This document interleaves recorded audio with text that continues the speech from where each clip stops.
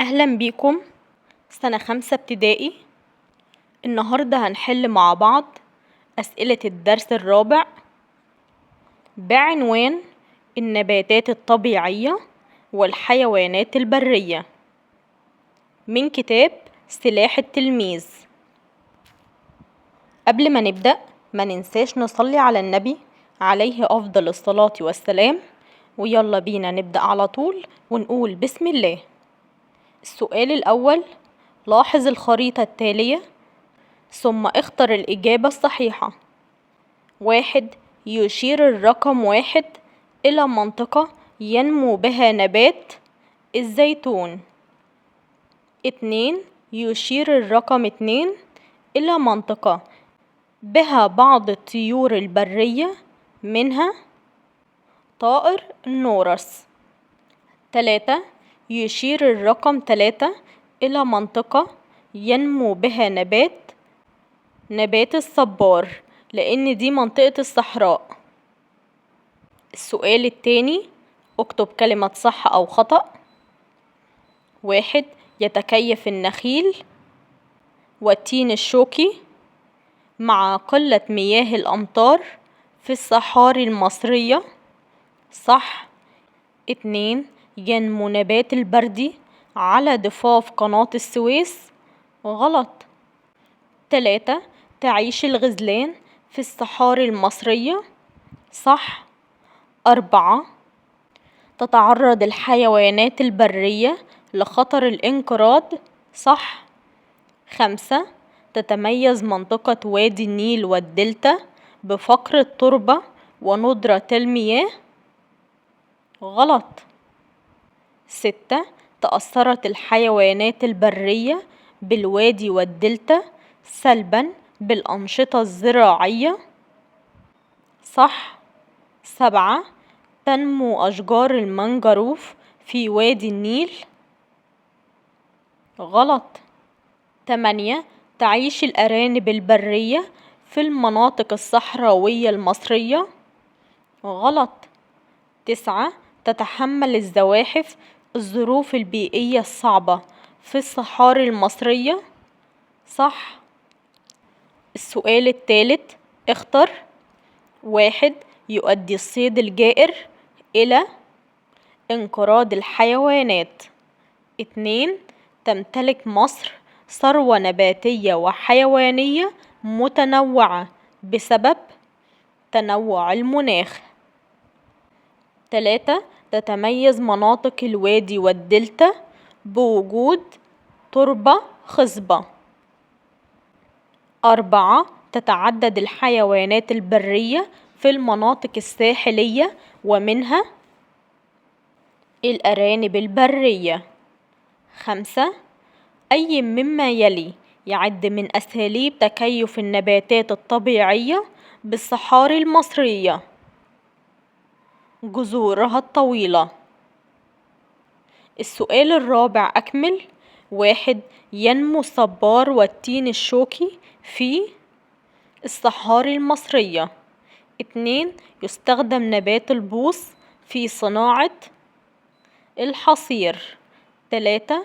يمتلك النخيل في الصحاري المصرية جذورا طويلة ليصل إلى المياه الجوفية. السؤال الخامس صوب ما تحته خط. 1. ينمو نبات الزيتون في المناطق الزراعية. غلط، في المناطق الساحلية. 2. يعيش طائر أبو قردان في الوادي والدلتا والصحاري المصرية. غلط، في منخفض الفيوم. 3. صنع المصريون القدماء الورق من نبات البوص. غلط، من نبات البردي. السؤال السادس اكتب ما تشير إليه العبارة. 1. مساحة من الأرض أو المياه بها كائنات حية نادرة ومهددة بالانقراض يجب حمايتها. المحمية الطبيعية. 2. الحيوان الذي يعيش في بيئة طبيعية دون تدخل أو رعاية من الإنسان، ده الحيوان البري. 3. تنوع الحياة النباتية والحيوانية على كوكب الأرض.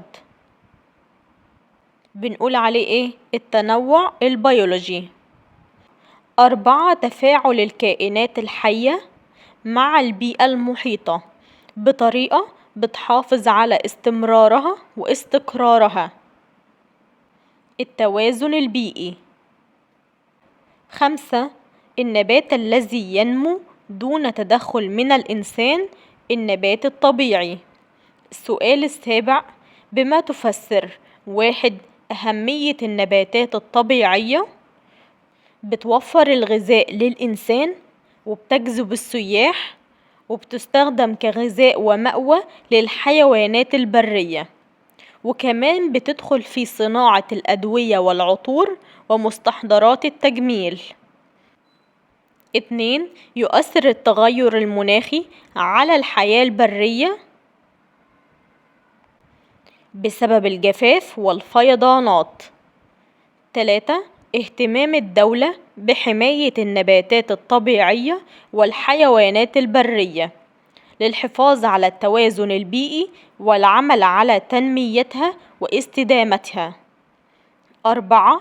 أهمية المحميات الطبيعية لحماية النباتات الطبيعية والحيوانات البرية من الانقراض. السؤال الثامن، ما النتائج المترتبة على 1. الصيد الجائر للحيوانات هيؤدي إلى انقراض، يعني اختفاء الحيوانات البرية. 2. التوسع العمراني بالنسبة للنباتات والحيوانات البرية، ده هيأثر على التوازن البيئي. السؤال التاسع، دلل 1. تبذل الدولة جهودا كبيرة للحفاظ على التنوع البيولوجي. الدولة بتقوم بإصدار القوانين اللي بتمنع فيها الرعي أو الصيد الجائر، وكمان بتنشر الوعي بأهمية التنوع البيولوجي. 2. تتنوع النباتات الطبيعية على الساحل الشمالي لمصر.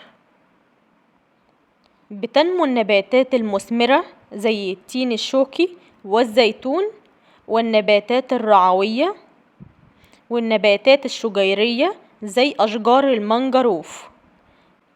3. تتعدد الحيوانات البرية في الصحاري المصرية، بتعيش فيها الإبل والزواحف والغزلان في الصحاري المصرية.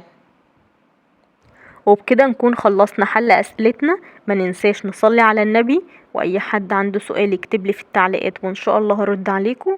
مع السلامة يا حلوين، أشوفكم في فيديو جديد، والسلام عليكم ورحمة الله وبركاته.